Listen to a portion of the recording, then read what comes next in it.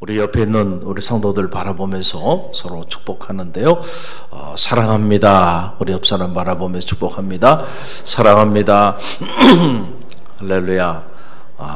참 한 분 한 분이 놀랍고요. 어떻게 된 게 우리 갈릴리 교회는 성의 마지막 날이 또 이렇게 또 사람들이 많이 모여.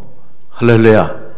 너무너무 감사합니다. 오늘 마지막 남은 여인들이라고 하는 제목을 가지고 잠시 말씀을 나누고 또 함께 기도하는 그런 시간을 갖길 원합니다. 이 세속화된 이 현대인들을 빗대어서 유명한 유머 작가 르크 호크가 이런 말을 했어요. 만약에 12사도가 이 21세기에 살아있다고 한다면 그들이 어떻게 되었을까라고 하는 그런 물음을 던지면서 그가 이런 이야기를 합니다. 어느 날 이 마가의 다락방에 기도회가 이제 열리게 돼서 다 초청을 했는데 2000년 전에는 120문도가 모였단 말이에요. 그런데 오늘날에는 10명밖에 오지 않았다는 거예요. 그래가지고 물어봤다는 거예요. 그 제자들이 어디 갔는지. 그래서 주님이 물어봤다는 겁니다. 베드로는 어디 갔느냐? 그랬더니 네, 베드로는 갈릴리 바닷가 제일 경치 좋은 곳에 별장을 사서 가족과 함께 주말 여행 중입니다. 그랬다는 거예요. 자, 그러면 안드레는 어디 갔느냐? 그랬더니 안드레는 어제 늦게까지 파티에 참석하고 지금 너무 피곤해가지고 잠을 자고 있다라고 그렇게 대답을 했다는 거예요. 야, 그러면 마태는 어디 갔느냐? 예, 마태는 출세했습니다. 그래서 지금 국세청장이 돼서 세금 감사가 너무 바빠가지고 도저히 기도에 참석을 못했습니다. 그랬구나. 그러면 내 사랑하는 제자 요한은 어디 갔느냐? 그랬더니 네, 수능시험 공부하느라고 도서관에 갔습니다. 그 야고보는 어디 갔느냐? 그랬더니 야고보는 오늘 골프 토너먼트 때문에 못 왔다는 거예요. 야고보가 2000년 전에 태어나길 잘했지. 할렐루야. 그 마지막 그럼 가룟 유다는 어떻게 되느냐? 그랬더니 공금 횡령죄로 검찰에 불려갔습니다. 여러분 오늘 현대 그리스도인들을 빗대어서 이 유명한 유머 작가인 르크 호크가 한 말이에요. 어떻게 보면 우리가 참 웃을 수 없는 그런 이야기죠. 그런데 제가 오늘 새벽에 이렇게 보니까 우리 교회 성도들에게는 해당이 안 되네요. 할렐루야. 오늘 이 자리에는 보니까 이 성에 정말 3대 이르기까지 어린아이부터 장년에 이르기까지 이렇게 많은 성도들이 새벽을 깨우고 나온 걸 보니까 이런 유머는 우리 교회하고는 해당이 안 되는구나. 할렐루야. 감사하죠. 오늘 여러분이 주인공입니다. 오늘 말씀 제가 이렇게 들여다보면서 많은 생각들을 갖게 되는데 오늘 말씀의 내용은 이런 거예요. 주님이 운명하셨습니다. 그리고 그 주님의 그 시신을 이렇게 거두는 그런 장면으로 오늘 본문의 말씀이 이렇게 시작이 됩니다. 자, 여러분 보세요. 주님께서 죽은 나사로를 살리십니다. 얼마나 엄청난 일이에요. 그리고 오병이어 보리떡 5개 물고기 2마리로요 5,000명을 먹이십니다. 여러분 그럴 때 성서를 보게 되면은 수많은 사람들이 구름대처럼 주님을 쫓았습니다. 그 주님이 너무 많은 사람들이 몰려오니까 감당하기가 어려우셔가지고 도망가셨어요. 배를 타고 저 건너편에 주님께서 도망가셨다. 그런데 사람들이 추적을 합니다. 이 놀라운 기사와 이적을 행하신 그 주님이 어디로 가셨는지. 그래서 밤새도록 주님을 추적해서 배를 타고 바다를 건너 주님을 찾아 나섭니다. 할렐루야. 그때 주님께서 뭐라고 말씀하세요? 너희가 나를 찾는 까닭은 떡을 먹고 배부른 까닭이다. 썩을 양식을 위하여 구하지 말고 생명의 떡을 구하라. 할렐루야. 그런데도 그 의미를 깨닫지 못하고 하여간 그들 주님께 더 큰 표적을 구합니다. 아니 생각해 보세요. 물고기 2마리 보리떡 5개 가지고 그 빈들에서 5,000명을 먹이고 12광주리를 남겼습니다. 경제의 문제를 해결했다니까요. 먹고 사는 문제를 해결했어요. 그 사람들이 뒤집어진 겁니다. 저 사람을 붙잡아야 된다. 저 사람과 함께 해야 된다. 그리고 그냥 목숨을 걸고 구름대처럼 몰려든 겁니다. 주님께. 근데 그랬던 사람들이요, 주님이 잡히시고 고난당하게 됐을 때 어디 갔나요? 그 사람들 다 각기 길로 갔습니다. 다 주님 곁을 떠났습니다. 언제 그렇게 주님을 환호했고 언제 그렇게 주님 없으면 못 산다고 달려들었나요? 그 무리들을 탓할 것도 없어요. 성경을 보면 주님의 제자들조차도 주님 곁을 떠나지 않았습니까? 각기 제 길로 갔어요. 수제자로 불리우는 베드로조차 주님을 3번씩이나 저주하면서 주님 곁을 떠납니다. 참 이런 장면을 이렇게 보면 주님이 십자가에 달리시고 그 고난 당하시는 참 그 과정도 견디기 어려운 고통이셨겠지만은 정말로 주님께서 큰 고통, 그 고통은 제자들의 배신이 아닐까. 뭐 다른 사람들, 다른 무리들은 그래, 그럴 수 있다 생각하지만은 이 12제자만큼은 주님을 배신하면 안 되는 사람들이에요. 성경을 들여다보면 그래요. 제자로 부름 받을 만한 자격이 있는 사람을 부른 게 아닙니다. 자격이 없어요. 자격이 없는 사람들을 사람 낚는 업으로 주님의 제자로 부르시고 3년 동안 그들을 가르쳤어요. 그리고 그들의 발까지 씻어주시면서 그들을 섬겼습니다. 그런데 막상 주님이 붙잡히시고 고난당하니까 주님을 저주까지 해가면서 난 저 사람 모른단 말이에요. 그리고 주님 곁을 떠나가는 그 제자들의 모습을 보시면서 주님의 마음이 어땠을까? 사람이 살면서요, 고통스러운 일들이 많이 있지만 그 고통 중에 가장 큰 고통은 믿었던 사람에게 배신을 당하는 거죠. 내가 저 사람은 내가 믿었는데 그 사람이 등을 돌릴 때 정말 칼로 심장을 찌르는 것 같은 그런 고통, 잠이 오지 않는, 여러분 그런 고통을 느끼잖아요. 주님께서 이 십자가의 골고다 언덕길을 가면서 느꼈던 고통, 여러분 바로 이 배신의 고통이 아니었겠는가. 저는 그런 생각을 해보게 됩니다. 자, 그런데 여러분, 오늘 우리가 말씀을 통해서 놀라운 사실들을 발견하게 돼요.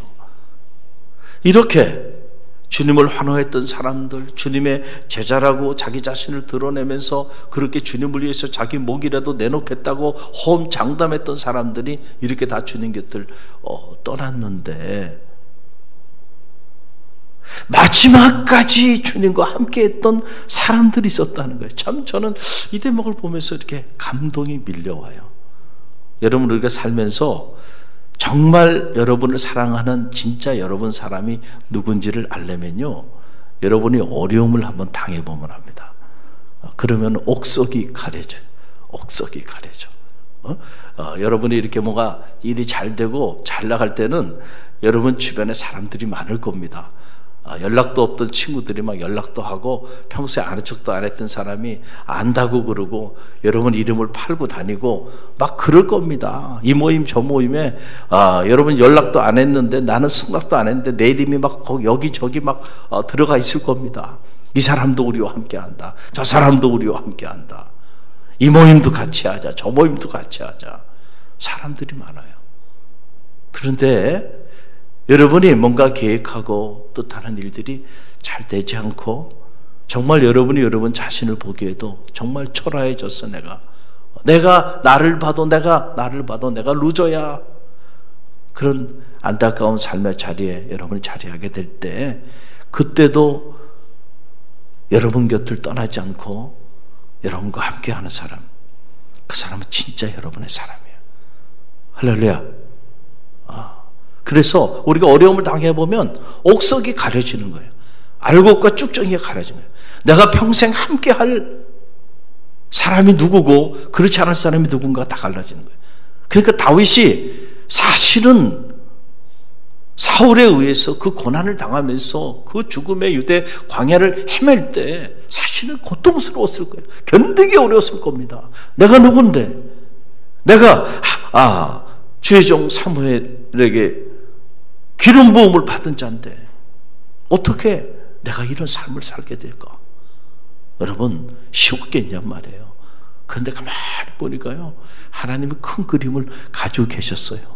그 고난의 사지를 헤매면서 아무도 그를 돌아보지 않고 오히려 다윗을 도와주는 사람들을 사울이 같은 반역 죄인으로 몰아서 그 마을까지 다 완전히 불태워버리고요, 도와줬던 모든 사람들을 다 살육해버리는 이런 무시무시한 때에 다윗과 함께 하겠다고 다윗 주변에 모여드는 사람들이 있었습니다. 그 사람들이 진짜 다윗 사람들이에요. 그 사람들이 결국 통일 왕국 시대를 이룰 때 다윗과 함께한 다윗 사람들이 됩니다. 할렐루야. 그 사람들을 얻게 하기 위해서 그 고난의 어두운 터널들을 지나게 했다. 저는 그렇게 생각이 들어요. 여러분, 오늘 우리가 말씀해 보게 되면 주님이 대반역죄인으로 운명하셨습니다. 그런데도 그 곁을 떠나지 못하고 끝까지 남아있는 이들이 있어요. 오늘 본문의 말씀에 첫 등장하는 사람이 요셉이라는 사람이, 아리마대 부자 요셉, 이렇게 성서는 기록하고 있는데 대체 이 사람이 어떤 사람이길래 주님이 지금 운명하셨어요. 대반역죄인으로 운명하셨는데 그 시신을 거두겠다고 나타나서 이 아리마대 부자 이 요셉이 이제 빌라도에게 가서 주님의 시신을 내어달라. 내가 그 시신을 장사 지내겠다는 거예요. 시신을 거두겠다는 거예요.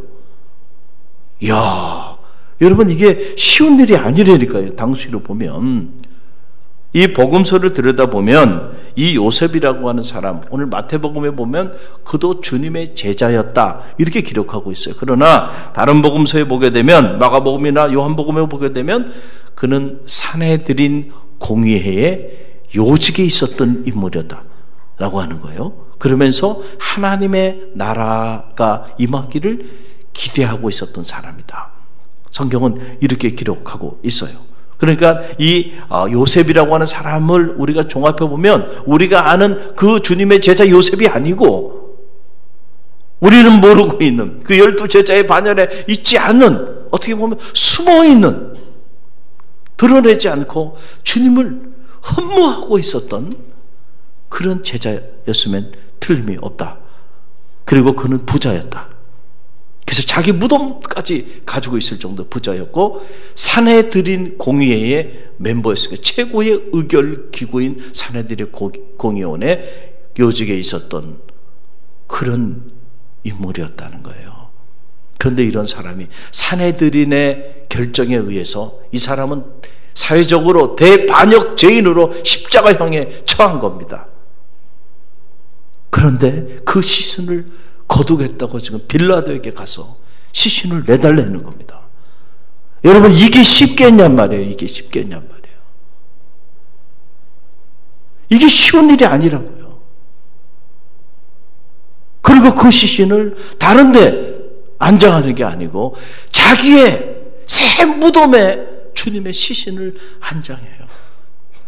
참 이 모습을 보면서 이 아리마대 부자 요셉이라고 하는 이 사람, 참 이 사람은 진짜 주님을 사랑했던 사람이었구나 라는 것을 알게 되죠. 자칫 잘못하면은 그 사내들은 공회에서 그 결정된 그 사항을 번복하고 거기에 저항하는 이런 행위가 되고 대반역죄인과 함께 공범으로 몰려서 자기의 직위도 박탈당하고 그 또한 십자가의 처형을 받을 수도 있는 이러한 위기 상황 속에서 그가 그 모든 것을 감수하고라도 주님의 시신을 내가 거두겠다.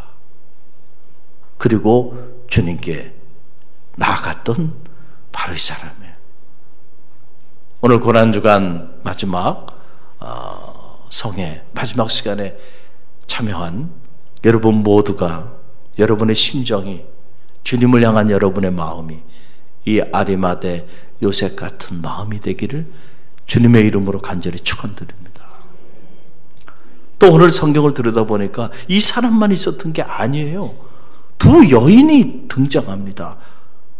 자, 성서 기록을 보게 되니까 이 마가복음 오늘 61절 함께 읽어봅니다. 거기 막달라 마리아와 다른 마리아가 무덤을 향하여 앉았더라. 성서는 이렇게 기록하고 있는 걸 보게 돼요. 두 여인, 마가복음에도 보면 두 여인이 기록해요. 마리아라고 하는 이 두 여인이 등장하게 되는데 지금 아리마대 부자 요셉이 빌라도에게 주님의 시신을 내어받아서 자기의 새 무덤에 안장하는데 그 안장하는 그 자리에 끝까지 함께했던 사람이 지금 이 두 여인이에요. 오늘 우리의 말로 말한다고 한다면 지금 주님의 장례식이 진행되고 있는 겁니다.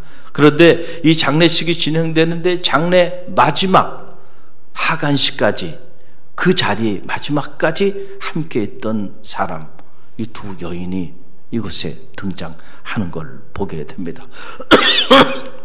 성경을 보면 주님이 골고다의 언덕을 오를 때 그리고 마지막 운명하는 그 자리에까지 수많은 여인들이 함께했다. 성서는 그렇게 기록하고 있어요. 제자들은 다 각기 자기 길로 다 갔어요. 다 도망갔습니다. 주님 버리고. 그런데 주님을 사랑했던 여인들이 마지막까지 그 골고다의 언덕, 주님 운명하시는 그 자리에까지 함께했던 걸 보게 돼요. 그래서 그런지 교회 보면 여성교회가 파워가 있습니다. 오늘날도. 할렐루야. 한국교회 70%가 여성들입니다. 실질적으로는 여성들의 힘으로 한국교회가 움직이고 있다고 말해도 과언이 아마 이런 전통 때문에 그런가 그런 생각이 들기도 해요. 남자들 다 도망갔다니까요. 제자들 다 도망가 버렸어요. 그런데 오늘 기록을 자세히 들여다보니까 마지막 장례식 하간식 하는 이제 주님 운명했습니다. 그러니까 더 이상 희망이 없잖아요. 돌아가셨어요.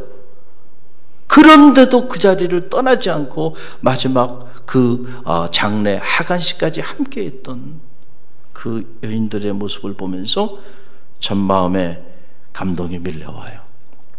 여러분, 우리가 이 결혼식에 참여하는 일도 귀한 일이죠. 기쁜 일이 있을 때 함께 참여해서 기뻐해 주는 것도 사랑입니다.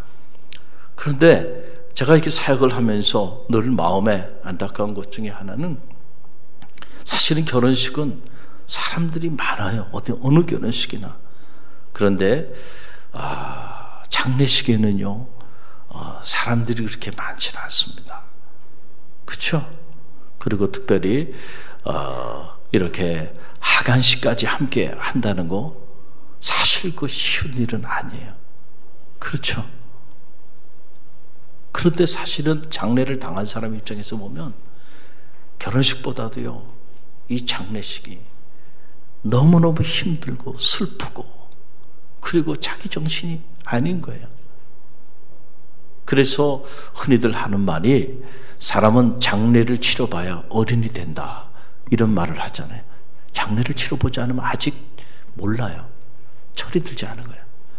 장례식을 치러보면 인생을 알게 된다 그런 말을 하는 거잖아요. 그래서 저는 제가 담임 목사이긴 하지만 다른 교회와는 다르게 장례식이 일어나면 위로 예배부터 마지막 하간 예식까지 제가 다 참여합니다. 근데 사실 그런 게 거의 없어요. 담임 목사님은 입관식만 참여하고요. 나머지는 다 부교육자들이 합니다. 특히 하간식은 담임자가 가는 경우는 거의 없습니다. 근데 저는 끝까지 갑니다. 병원에 입원해 있지 않은 다음에는 갑니다. 왜 그럴까요? 그 사람에게는 인생의 가장 힘든 시간이거든. 할렐루야. 그때 여러분 같이 그냥 있어 주는 것만으로도요, 그게 얼마나 큰 힘이 되는지 몰라요. 그래서 이 장례식에 자기 부모님의 장례식이 됐던 가족의 장례식이 됐던 그 장례식 마지막 하간식까지 함께 동행해 줬던 사람, 그 사람은 평생 잊지 말고 살아야 돼. 할렐루야. 그 사람은 진짜 그 유가족을 사랑하는 사람이야. 그 슬픔을 자기 슬픔으로 느끼는 사람이에요. 그렇지 않고는요, 쉬운 일이 아닙니다, 그게. 주님을 실제로 사랑했어요. 이제 주님이 돌아가셨습니다. 다 끝난 겁니다. 더 이상의 주님을 통해서 뭔가 받을 축복도 없고, 주님을 통해서 뭔가 더 내가 기대할 것이 아무것도 없습니다. 주님이 더 이상 나에게 뭐 줄 수 있는 게 아무것도 없어요. 그런데도 그 마지막 주님 시신을 안장하는 그 자리에까지 목숨을 걸고, 저도 저와 함께하는 사람이다. 누군가가 말 한마디 하게 되면 끌려가서 주님처럼 그렇게 어려움을 당할 수도 있는 그런 상황에서 그 마지막 자리까지 머물러 있었다. 이 여인들의 마음이 어땠을까? 어떤 마음이었을까? 좀 그런 생각이 이렇게 들더라고요. 어떤 마음이었을까? 아마 말할 수 없는 슬픔이 이 여인들의 마음속에 찾아왔을 거예요. 사랑했던 이가 너무 비참하게, 끔찍하게 운명하셨으니까. 그렇게 사랑했고, 그렇게 존경했고, 그렇게 흠모했고, 그렇게 바라봤던 그 주님이 저렇게 온몸이 찢겨져서 저렇게 시신이 되어 있는 모습을 지켜보면서 여러분 어떤 마음이었겠는가요? 말로 설명할 수 없는 슬픔, 그리고 좌절과 절망, 아니 어떤 경우에는 그냥 살고 싶지 않을 수도 있지 않았겠는가. 그러니까 누가 나를 저와 같은 사람이다, 같은 패라고 말한다 할때라도 지금 그게 문제가 아니에요. 주님 없이 산다는 게, 주님 없는 하늘 아래 살아간다는 것 자체가 의미가 없는, 나도 함께 묻히고 싶은, 여러분 정말로 사랑하는 이를 먼저 보낼 때는요, 여러분 그런 마음 아니겠어요? 아마도 이 여인들이 그런 마음이 아니었을까? 그런 마음이 아니라고 한다면 지금 이 마지막 하간식 이 자리에까지 목숨을 걸고 그 무덤에까지 이 여인들이 동행했겠는가라고 하는 그런 생각을 갖게 됩니다. 사랑이 아니고는 이해할 수 없는 일이죠. 정말로 사랑하면요, 그 사람이 죽은 자리도 못 떠나는 거예요. 할렐루야. 저는 우리 갈릴리 교회 성도들이 주님이 나에게 이걸 해주기 때문에, 주님이 내 기도에 이렇게 응답해 주기 때문에, 내가 주님께 받을 게 있기 때문에, 여러분 그래서 주님께 나온 성도들이 되지 않기를 간절히 바랍니다. 물론 주님은 여러분이 구하지 아니한 것도 채워주시는 분이세요. 할렐루야. 때때로 여러분이 기도한 대로 되지 않지만, 그러나 주님께서는 여러분이 기대한 것보다 더 놀라운 일들로 날마다 역사해 주세요. 저는 그렇게 확신합니다. 여러분, 요셉이 하나님 앞에 기도했어요. 그런데 요셉 기도대로 안 됐습니다. 그렇죠. 구덩이에 던져졌어요. 10년 동안 뭐 했어요? 노예로 살았습니다. 요셉 기도 안 했겠어요? 하나님께 기도했지만 요셉이 기도한 대로 하나님은 한 번도 그 기도 응답해 주지 않았어요. 그렇죠. 감옥에도 갔어요. 요셉이 기도한 대로 된 거 아니에요. 가만히 보면 하나님은 우리가 기도한 대로 그렇게 역사하지 않았어요. 전 그런 생각도 들어요. 요셉이 내가 애굽의 총리 대신이 되게 해달라고 요셉이 그렇게 기도했을까요? 저는 아니라고 생각합니다. 요셉이 기도했던 것을 하나님은 넘어서 역사하여 주시는 분이라니까요.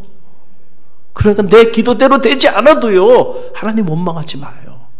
내 기도대로 되지 않아도 하나님 여러분과 함께하고 있고 하나님은 하나님의 방법으로 여러분에게 역사하고 있다는 그 믿음이 여러분 가운데 있기를 바랍니다.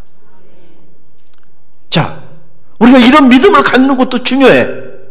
이것은 뭔가 하나님에 대한 기대, expectation을 가지고 우리가 신앙생활을 하는 거예요. 그러나 이것만 가진다면 반쪽짜리 신앙인이 될 수 있어요. 주님이 고난당하시고 주님이 운명하셔서 나에게 그 어떤 것도 해줄 수 없는 그 상황이 됐을 때는 우리도 이 성서에 등장하는 12 제자들과 그 수많은 무리들처럼 주님 곁을 떠날 수도 있다라는 사실입니다. 주님이 나에게 아무것도 해줄 수 없는 운명하셔서 온몸이 찢겨져 시신으로 누워있는 그 상황 속에서도 그 자리를 떠나지 않을 수 있는 것은 주님에 대한 사랑이죠. 할렐루야. 저는 여러분이 신앙생활 하면서 정말 행복하게 신앙생활 하려면요, 주님을 사랑해야 돼요. 그 사랑하는 그 마음이, 교회를 사랑하는 그 마음이 여러분을 움직일 때 행복한 거예요. 신앙생활에 행복한 거예요. 그런데 우리가 이 사랑을 가르쳐버리고 자꾸 주님에게 뭔가 청구하고 주님에게 뭔가 얻을 것이 있어서 자꾸 주님에게 뭔가 요구할 것이 있어서 그러면 신앙생활이 피곤합니다. 요구한 거 들어주지 않으면 화납니다. 자녀가 부모를 정말 사랑하고 존경할 때 부모를 섬기고 부모를 여러분들이 이렇게 존대하는 그 일이 행복한 일이 되는 거죠. 내가 부모에게 얻을 것만 생각하고 어머니 아버지 이거 주세요 저거 주세요 부모님 찾아갈 때마다 요구하고 우리 부모님 돌아가면 그 재산 저에게 주셔야 돼요. 맨날 그런 것만 헤아리는 사람은요, 마음으로 부모에게 다가가는 사람이 아니야. 그런 사람 부모가 죽어도 슬퍼하지 않아요. 부모로부터 얻을 것만 계산하고 있어요. 부모를 사랑한 사람이 아니에요. 저는 이 사순절 고난주간 마지막 새벽을 맞이하면서 오늘 이 마지막 남은 사람들을 묵상하면서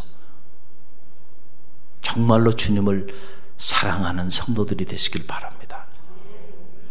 그럴 때 여러분의 신앙생활이 정말 행복한 신앙생활이 될 거예요. 놀라운 사실은요, 이렇게 마지막 그 절망의 자리까지 주님과 함께했던 이 두 여인이요, 성경을 보면 28장으로 넘어가 보면요, 주님께서 부활하셨을 때 가장 먼저 만났던 여인, 바로 이 두 여인이 주님의 부활을 첫 번째로 목격한 여인이 된다는 사실이에요. 감동이 돼요. 주님을 정말 마지막까지 사랑해서 주님의 그 마지막 고난의 자리에까지 끝까지 남아있었던 이 두 여인이 주님의 부활의 첫 번째 목격자가 되었다는 거예요. 오늘 이 자리에 나오신 여러분 모두가 이제 내일 주님께서 모든 사망 권세를 이기시고 음부의 자리에서 부활의 영광의 자리 가운데 오르게 될 텐데, 그 자리에 첫 번째로 주님을 만나게 되는 그런 하나님의 사람들이 다 되시기를 주님의 이름으로 간절히 축원드립니다. 우리 함께 기도하며 나갔는데요. 한번 조용히 한번 눈을 감아보세요. 오늘은 토요일이기 때문에 제가 조금 여유 있게 말씀을 나눕니다. 조용히 눈을 감아보세요. 제가 이 사순절, 특별히 마지막 고난주간, 이 특별 새벽 성회 마지막 시간을 맞이하면서 제 안에 이렇게 떠오르는 시가 한 편 있었어요. 여러분에게 마지막으로 읽어드리고 정리기도 제가 하기를 원합니다. 이예인 수녀님의 사순절의 기도, 또다시 당신 앞에 라고 하는 기도문인데요. 우리 자신을 조용히 돌아보면서 우리도 참여하는 마음으로 함께 기도하기를 원합니다. 제가 읽어드립니다. 또다시 당신 앞에, 해마다 이맘때쯤 당신께 바치는 나의 기도가 그리 놀랍고 새로운 것이 아님을 슬퍼하지 않게 하소서. 마음의 얼음도 풀리는 봄의 강변에서 당신께 드리는 나의 편지가 또다시 부끄러운 죄의 고백서임을 슬퍼하지 않게 하소서. 살아있는 거울 앞에 서듯 당신 앞에 서면 얼룩진 얼굴에 내가 보입니다. 죄송합니다. 나는 나의 말도 어느새 낡은 구두 뒤축처럼 닳고 닳아 자꾸 되풀이할 염치도 없지만 아직도 이 말 없이는 당신께 나아갈 수 없음을 고백하오니 용서하소서. 이 죄인, 여전히 믿음이 부족했고 다급할 때만 당신을 불렀음을, 여전히 게으르고 냉담했고 기분에 따라 행동했음을, 여전히 나에겐 관대했고 이웃에겐 인색했음을, 여전히 불평과 편견이 심했고 쉽게 남을 속단하고 미워했음을,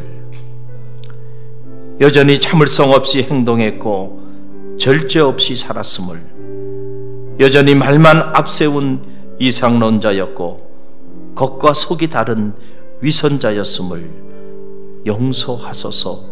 주여, 옷을 찢지 말고 마음을 찢으라 하셨습니다. 이 40일만이라도 거울 속에 나를 깊이 성찰하며 깨어 사는 수련생이 되게 하소서. 이 40일만이라도 나의 뜻에 눈을 감고 당신 뜻에 눈을 뜨게 하소서. 참 사랑에 눈 뜨는 법을, 죽어서야 사는 법을 십자가 앞에 배우며 진리를 새롭게 하소서. 주님, 죄송합니다. 당신은 우리를 위하여 모든 것을 내어주셨는데 우리는 여전히 우리 것을 내려놓지 못하고 있습니다. 내가 주님을 따른 것, 내가 주님을 경배하고 주님을 찬양한 이유가 주님을 사랑한 까닭이 아니었음을 정직히 고백합니다. 오늘도 나의 이 이기적인 욕망과 나의 멈추지 않는 이 욕구를 채우기 위해 오늘도 주님을 도구로 이용하며 살아가는 죄인임을 용서하여 주옵소서. 이제는 주님을 사랑하기를 원합니다. 이제는 주님께 아무것도 바라지 않고 주님만을 사랑할 수 있는 그런 주님의 제자가 되기를 원합니다. 우리 갈릴리 교회 저 어린 생명부터 우리는 이르기까지 온 성도들이 온 마음으로 주님을 사랑하는 주의 제자들이 다 되게 허락하여 주옵소서. 그래서 저들이 머무는 곳곳마다 부활의 역사가 나타나게 허락하여 주옵시고 부활의 주인공들이 되어줄 수 있도록, 그리고 무엇보다 주님과 함께 동행하는 저들의 신앙의 삶이 가장 행복하고 가장 기쁜 삶이 되어줄 수 있도록 성령께서 친히 임마누엘로 함께하여 주옵소서. 예수님의 이름으로 감사하며 축원하며 기도하옵나이다. 아멘.